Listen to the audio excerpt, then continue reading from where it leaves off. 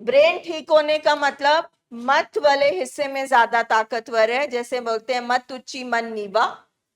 तो ये emotional brain को कंट्रोल करती है, ये दोनों तालमेल में चलते हैं और केमिकल्स बैलेंस में होते हैं, प्रोपोर्शन में होते हैं। जैसे ब्लड प्रेशर संतुलन में रहना चाहिए, शुगर लेवल संतुलन में रहना चाहिए, और केमिकल हमारे सारे बैलेंस में होते हैं। ये मतलब है दिमाग ठीक होने का।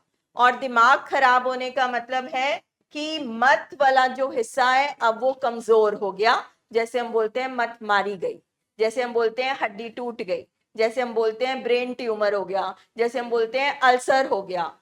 और ये जो मन, चिंप ब्रेन, एनिमल ब्रेन है, ये ज्यादा ताकतवर हो जाती है। तो हमारी जो मत हमें गाइड कर रही होती है, मत काम नहीं करती। और दूसरी चीज, दिमाग खराब होने का मतलब हमारे जो अब ब्रेन के केमिकल्स हैं वो संतुलन में नहीं है, वो उनका इम्बैलेंस हो गया है, या वो जरूरत से ज्यादा बढ़ गए हैं या वो कम हो गए। ठीक है, अब हम आ जाते हैं कि WHO क्या कहती है, ये कैसी बीमारी है।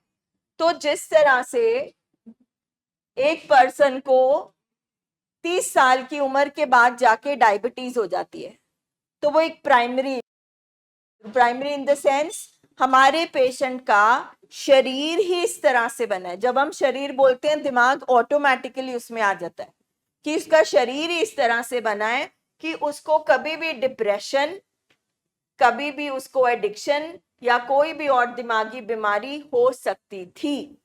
ठीक है, जेनेटिकली फैमिली हिस्ट्री, साइंस ने रिसर्च करके ढूंढा है कि ये फैमिली हिस्ट्री पॉजिटिव होती है।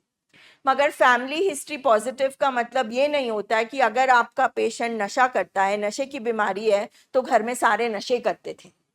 ठीक है, ब्रेन जो जो काम करती है, अगर उस काम से रिलेटेड फादर की साइड से, मदर की साइड से कोई भी इशू रह चुका हो, जैसे डिप्रेशन, जैसे जरूरत से ज्यादा गुस्सा होना, गुस्सा कहां से आता है? एनिमल ब्रेन से। जरूरत से ज्यादा अहंकार होना, हम अपनी फीलिंग्स को एक्सप्रेस नहीं कर पाना, एंजाइटी इशू होना, साइकोसिस होना, स्किजोफ्रेनिया होना। तो कोई भी मूड या सोच से रिलेटेड किसी भी घर में बीमारी अगर ये रह चुकी है, तो हमारे जीन्स पॉजिटिव है। दूसरा, ये क्रॉनिक इलनेस है। जाहिर है अगर आप इसके साथ पैदा हुए हो और बचपन से ही इसके सेल्स आपके दिमाग में मौजूद है, और वो सेल धीरे धीरे धीरे धीरे आहिस्ता आहिस्ता वो हमें बीमारी नजर आती है। ये लंबे समय की बीमारी है, जैसे कैंसर, जैसे डायबिटीज, जैसे हाइपरटेंशन। ठीक है, तीसरा ये प्रोग्रेसिव है। प्रोग्रेसिव का मतलब ये बीमारी बढ़ती रहती है, इसकी स्टेजेस है, पहली स्टेज, दूसरी, तीसरी, चौथी, चौथी में इलाज नहीं होता है। ठीक है, देन फेटल। फेटल मतलब जानलेवा इफ अनट्रीटेड। अगर हमारे घर में दिमागी बीमारी है और दिमाग ही सब कुछ जिंदगी में करता है, तो अगर आपका दिमाग स्टेबल नहीं है, दिमाग में कोई तकलीफ है, दिमाग सही तरीके से काम नहीं कर रहा, तो वह अंत में अल्टीमेटली जानलेवा साबित हो सकता है, बिकॉज खराब दिमाग कुछ भी कर सकता है। ठीक है, दूसरा, डॉक्टर्स कहते हैं, एक्सपर्ट्स कहते हैं, ये कैसी बीमारी है? ये bio psycho socio spiritual disease है। एक इंसान के चार ही पहलू हैं, शारीरिक, मानसिक, सामाजिक, ठीक है, और स्पिरिचुअल। और ये बीमारियां चारों ही चीजों को खत्म कर देती। जब हम बात करते हैं बायो की, बायो मीन्स फिजिकल, शरीर, तो उसमें आपका दिमाग भी आ गया, उसमें लिवर, किडनी, खाना पीना, सोना, सब कुछ अफेक्टेड हो जाता है। अल्टीमेटली कोई भी, चाहे वो डिप्रेशन का पेशेंट है, जब वो डिप्रेशन का पेशेंट है, उसका सेरोटोनिन नाम का केमिकल नहीं बनता, तो शारीरिक तौर पे उसके केमिकल कम हो रहे हैं। जब उसका अंदर से वो खुशी नहीं मिलेगी उसे, तो उसका खाना पीना सोना सब अफेक्टेड होगा। ठीक है, साइको मीन्स हमारी जो सोचे हैं वो भी बीमार हो जाती है। एक खराब दिमाग से हेल्दी सोच नहीं निकल सकती। मूड हमारे दिमाग से आते हैं, मूड भी डिसऑर्डर हो जाते हैं। हमारे जो बिहेवियर है, हम कैसे दुनिया को देखते हैं, हम कैसे एक दूसरे के साथ में राब्ता कायम करते हैं, वो सब कुछ बीमार हो जाता है मानसिक तौर पे। फिर उसके बाद सोशियो, हम एक समाज में रहते हैं, man is a social animal. हमारी रिश्तेदारियां इस बीमारी में खराब होती है, हमारी इज्जत खराब होती है, हमारे पैसे का नुकसान होता है, हमारी दुनियादारी, खुशी, घर, सुकून, सब कुछ सोशल फैक्टर में आ जाता है। फिर स्पिरिचुअल, हर इंसान के अंदर एक आवाज होती है, वो माइंड अंदर जो आवाज है वो बोलता है कि ये गलत है, ये सही है।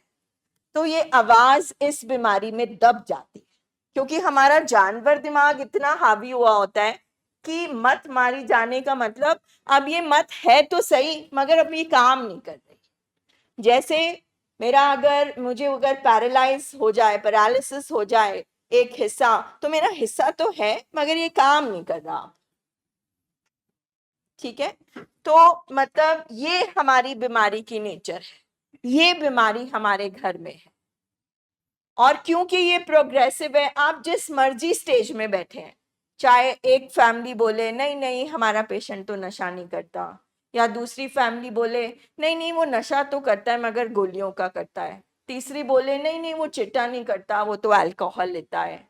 मतलब आप जो मर्जी बोले, या आपको दिमागी बीमारी है या नहीं है, या आपको कैंसर है या नहीं है, या आपको डायबिटीज है या नहीं है। ऐसा नहीं होता मुझे थोड़ी सी डायबिटीज है, मुझे थोड़ा सा कैंसर है। अभी अभी एक फैमिली उठ के यही बोल के, नहीं इतना नहीं है, पेशेंट तो बोल ही रहा है मैं इतना बीमार नहीं हूं, मैं एडिक्ट नहीं हूं। एक तरफ वो बोल रहा है मैं ऑस्ट्रेलिया से आया हूं रात को 2 बजे, मुझे जरा आज पहले बाहर जाके बियर पीने दो, कल इलाज के लिए आऊंगा। और दूसरा उसका सेंटेंस है कि मैं एडिक्ट नहीं हूं। अब पेशेंट बोले तो ये समझ आता है, बट फैमिली भी वही बात बोल रही है। ठीक है, तो ये इस तरह की बीमारी है, और ये बीमारी इनविजिबल है, यानी कि ये बीमारी तब नहीं आई जब आप हॉस्पिटल आए, तब नहीं आई जब हादसा हुआ, तब नहीं आई जब आपको लगा अब कुछ हो गया। ये इनविजिबल बीमारी है, ये दिमाग के अंदर बहुत देर से बैठी हुई थी, पल रही थी, बन रही थी। कैसे बन रही थी? सोचों में, इमोशंस में। जैसे अंदर ही अंदर जख्म बन रहा, उसी तरह से जब हम, साइंस कहती है जब हम 3 से 4 साल की उम्र के होते हैं तो हमारा स्वभाव बनना शुरू हो जाता है। हमारी नेचर कैसी है, हमारा घर का माहौल कैसा है, हमारे घर में डिसिप्लिन है या नहीं है, बाउंड्रीज है या नहीं है, हमारे घर में रिश्ते कैसे निभाए जाते हैं, हम घर में कैसे मिलकर रहते हैं, क्या हम एक दूसरे से बातचीत करते हैं या दिल में ही बातें रखते हैं, या फिर हम सिर्फ लड़ते हैं। और तीसरा पर्सनालिटी होती है। ये 3 चीजें बचपन से ही हमारे पेशेंट के अंदर चल रही होती हैं, चाहे वो कल को जाके डिप्रेशन का पेशेंट बने, नशा करने लगे या कुछ भी करने लगे।